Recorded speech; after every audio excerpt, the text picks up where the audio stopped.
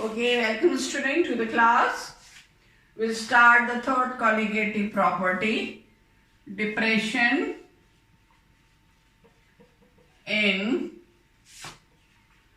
freezing point of the solvent in a solution, or you can say depression in freezing point of a solution.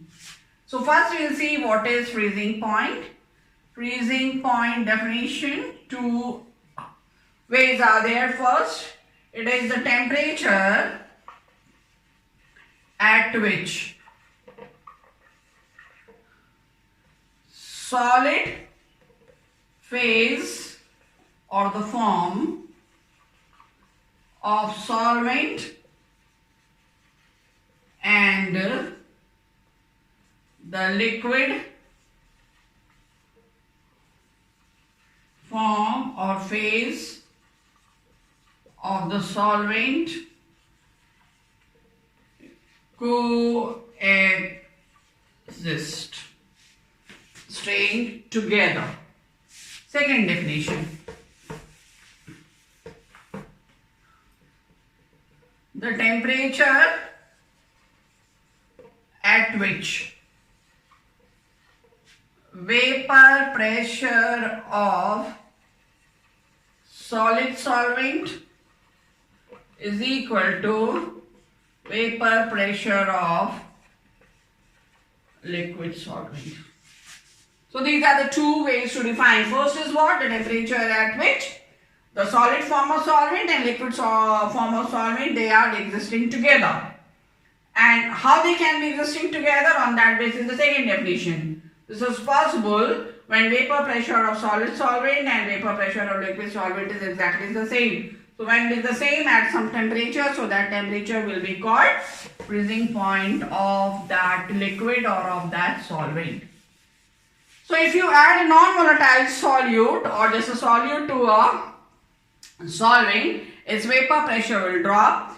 And since we have to only aim at the non-volatile solute which is in the syllabus mentioned, so therefore you know that when we add a solute to solvent, there is fall in the vapor pressure. So when we have added non-volatile solute to the liquid, its vapor pressure has fallen. So what will happen? When vapor pressure has fallen, what will happen? That is, solution will take more time to give out the heat. So you will have to cool down it further. Temperature you will have to lower down further. If you lower down the temperature further, molecules will be ceasing to move, and so what will happen? Their vapor pressure will be dropped more. So what will happen? That is, there is the lowering of the vapor pressure and there will be the depression in the freezing point. So these two things I'll show you through the graph. So look here, I plot a graph for you.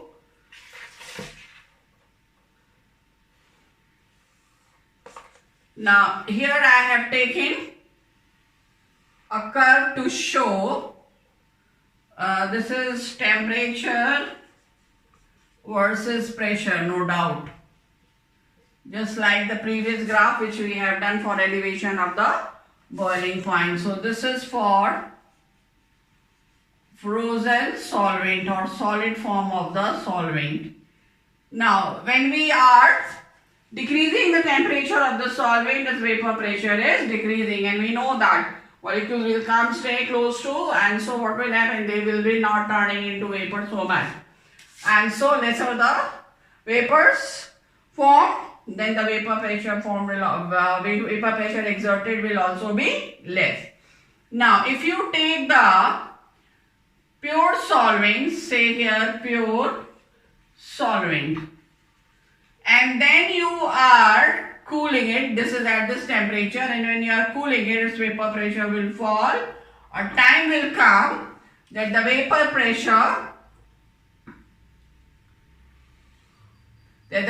pressure of this solvent will become equal to the vapor pressure of the frozen solvent, and so here this will be the vapor pressure of the pure solvent, and since both phases are coexisting and their vapor pressure are same, so here this point will be indicating T0F. T0F is freezing point of the pure solvent. Okay, now you will take now solution 1 as we have taken in elevation of boiling point. By adding some solute to the solvent, we will get solution and say that is solution 1. And since we have added solute, so vapor pressure of solvent will be dropped, and so I have taken this point below this, and when you start cooling it, it will go across this point, and when it touches this at this point, I draw it nicely. At this point, this will be turned into solid. So when we say solution is frozen, it is solvent in the solution that is freezing. So at this point, the solution is freezing, the solvent, the solution is freezing. So this point is TF for first solution. So what is TF1? TF1 is freezing point of the solution 1. And here this will be its vapor pressure. So PA1. What is P naught A? One by one I write because the board is small. So P naught A, you know, is vapor pressure of the pure solvent. And what is PA1? Vapor pressure of the solution 1 when freezing is attained. Okay, now see further. I have taken another solution, say solution 2. This solution 2, which I have taken in this, I have changed concentration. I have added more non-volatile solute. So when its concentration is increased, what happens? The vapor pressure has a further decrease, and when you will cool the solution to freeze, you will see that its vapor pressure will also be decreasing, and at this point, when the vapor pressure of the solution becomes equal to the vapor pressure of the frozen solvent, then this point will be indicating freezing point of the solution 2, and this is your vapor pressure of solution 2 when it is turned into solid. So we have a point here, and we have a point here.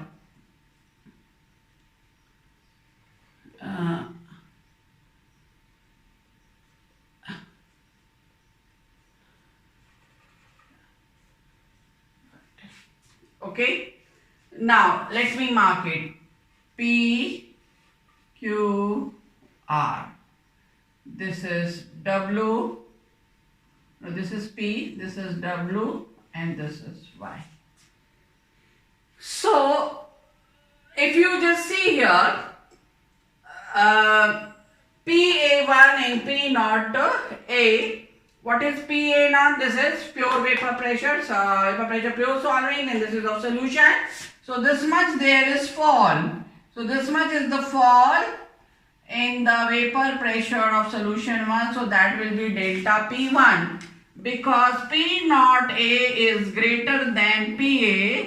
Therefore PA naught minus PA1 will be is equal to delta P1, lowering in vapor pressure of the solution 1.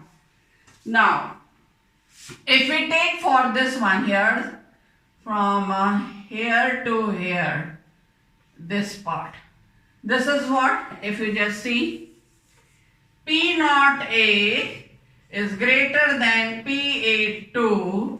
So P naught A minus PA2 is equal to delta P, lowering in vapor pressure for second solution. So this cap, this is your delta P2.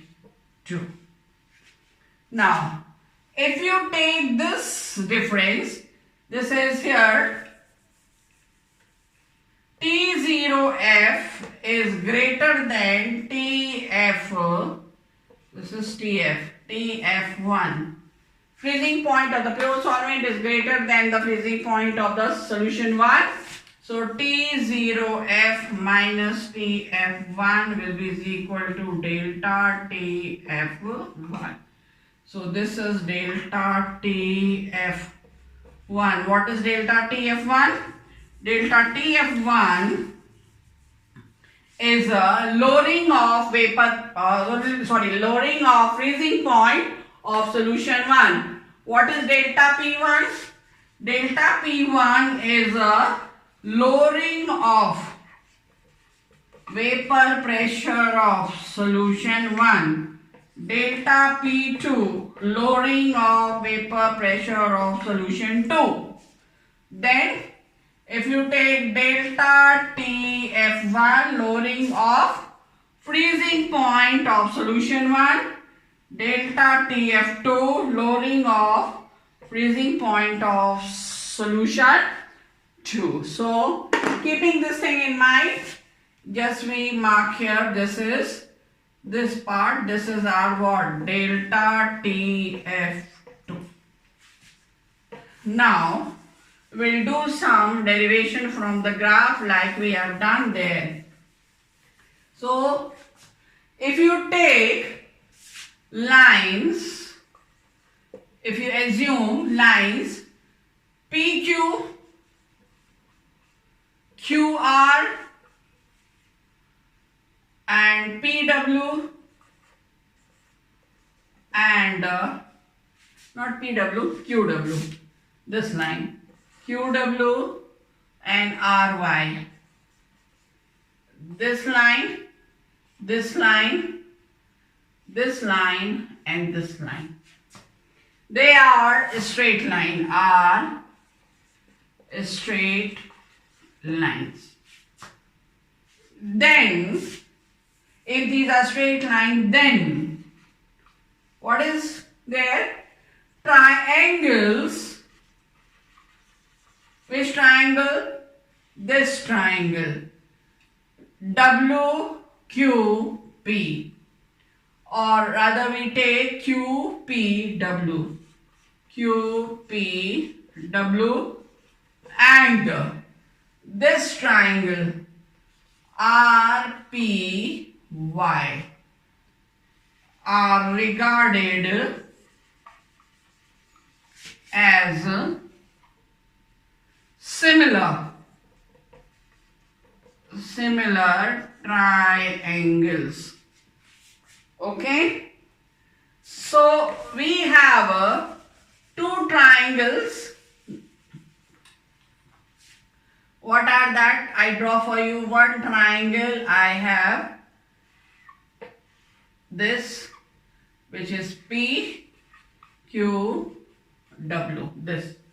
Another triangle, I have this, sorry, what is this? RPY. Now since these triangles are regarded as similar, so for similar triangle what we have? QW, this QW upon RY, this is equal to PW upon PY. This upon this is equal to this, this upon this. So QW, this QW is what? delta TF1. What is PW? Delta P1. What is RY? Delta TF2. What is PY? Delta P2. Now substitute the values. We'll have delta TF1 upon delta TF2 is equal to delta P1 upon delta P2.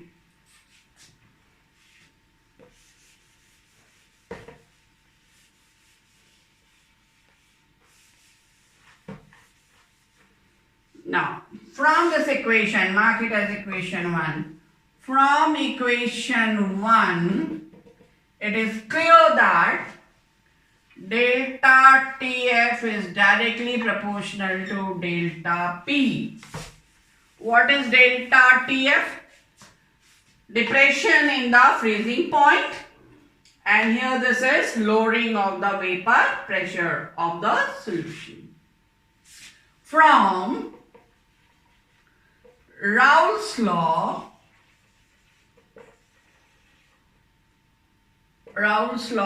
2, you know P naught A minus PA upon B naught A is equal to XB. Let this be equation 2. Let this be 2 and this be 3. So what you will have, you know, because XB is equal to M into MA. So here it will be M into MA. Okay, this is. So we can write this as further. P naught A, I rewrite by P naught A is equal to M into MA. And this is how we have obtained, because XB is equal to M into MA. Let this be equation 4. Then this is constant because molecular weight of the solvent, and this is also constant because this is vapor pressure of the pure solvent.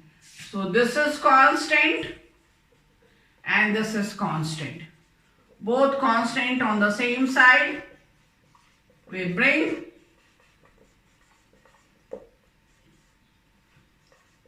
both are constant. So product of two constant will be replaced by third constant, that is Kf. What is Kf? Kf is called cryoscopic constant. So here I will write P naught A minus PA upon, in place of this I will write Kf into M. This you can write as delta P. Why? Because you know that difference is that, so every time I should not show. Delta P is equal to Kf into M. Then if you compare, previously we have done equation 3, and you know, because delta TF is directly proportional to delta P, therefore what we can write, in place of delta P we can write delta TF is equal to Kf into M. Let this be equation 5. So here I write equation 5 for you. Delta TF is equal to Kf into M. This is equation 5. It's important for numerical, for reasoning. And Kf is called depression freezing point constant or cryoscopic constant. and M is molality. So we have delta TF is equal to constant into molality. So we can say delta TF is directly proportional to molality, and molality is a concentration term.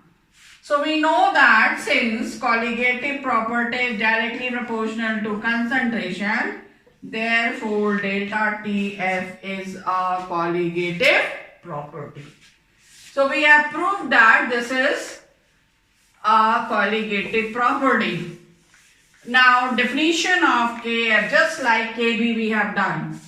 So you will make Kf as a subject, delta Tf upon M, and then define it.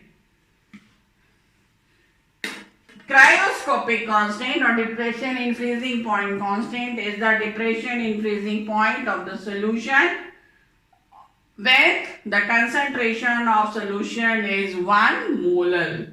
So depression in the freezing point of 1 molar solution.